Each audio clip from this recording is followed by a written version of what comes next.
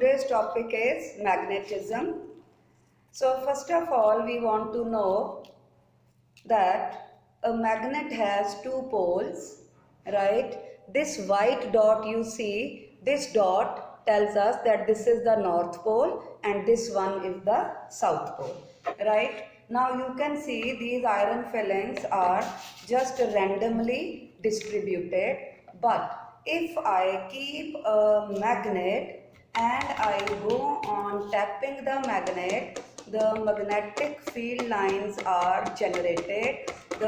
These fillings get arranged in a pattern. Okay, on tapping you can see these rings clearly. Okay, this.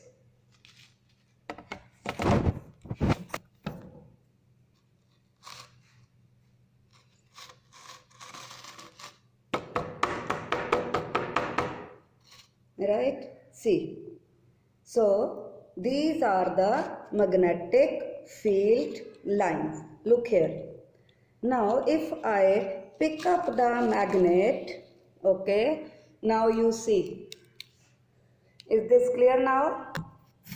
So you can now see the magnetic field lines, see, under this white background. So they are very crowded at these two ends which are the poles of the magnet, and see this. So they are coming from north pole and ending at the south pole. Okay. Now we want to know what is the cause of this magnetic effect of a magnet. You see, all the substances are actually made up of atoms, and then in the atom there are electrons. Now the electron is revolving like this around the nucleus, as well as it is spinning around its own axis. So this revolution and spin is the basic cause of magnetism if the electrons are revolving in a parallel plane. Okay. So 1, 2, 3, 4. So this gets added up.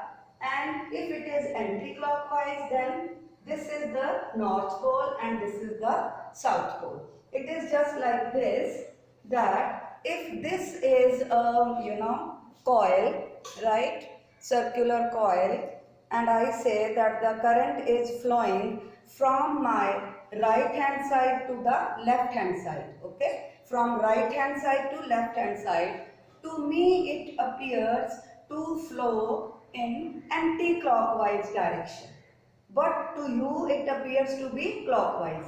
Is it right? Is it clockwise? So this coil is behaving like an actual magnetic dipole. Now what do we mean by dipole? That it has two poles. The end which is towards me, where I can see anti-clockwise, is north pole, and the end towards you is the south pole. Okay, so north, south. So field lines are starting from north and merging at south. So in this way a coil behaves like a magnet. Okay.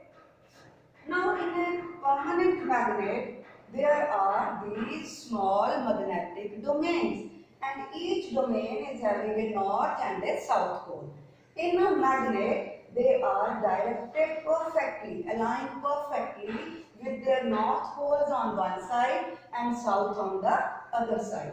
Due to this reason, children, there can never be isolation of the magnetic pole. Why? Because you see, if this is a magnet, so there are number of small or micromagnets. So whatever if this is north and south and you have broken it, so it becomes north and south, and this becomes north.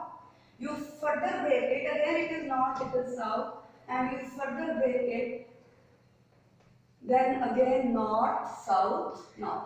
So poles of a magnet can never be separated, right? Now if we have a magnetic compass, so you see this is the magnetic compass, right, and this is the same bar magnet, Okay, and we keep it on a plain paper and we try to trace the magnetic field line. Okay, you see here. Now you can see that there is deflection of the needle. Okay, and north pole is this way. Now if we go on changing, you can see the change in the direction and it passes towards the south pole. You can see this. Okay, let me give you a white background like this. I think it is more visible like this. So this is one point, you can see. Now if I move towards here, see the rotation. Okay, similarly if it is here, right, and I start moving it, you can see the change in the deflection.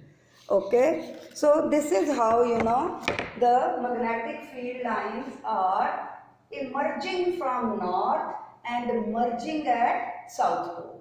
Okay, that is outside the magnet, the magnetic field lines are from north to south, but inside the magnet they are from south to north. So if you are only given the direction of field lines and you are told that which way is the north and which is the south, so you will see from here the field lines are emerging, so it is north.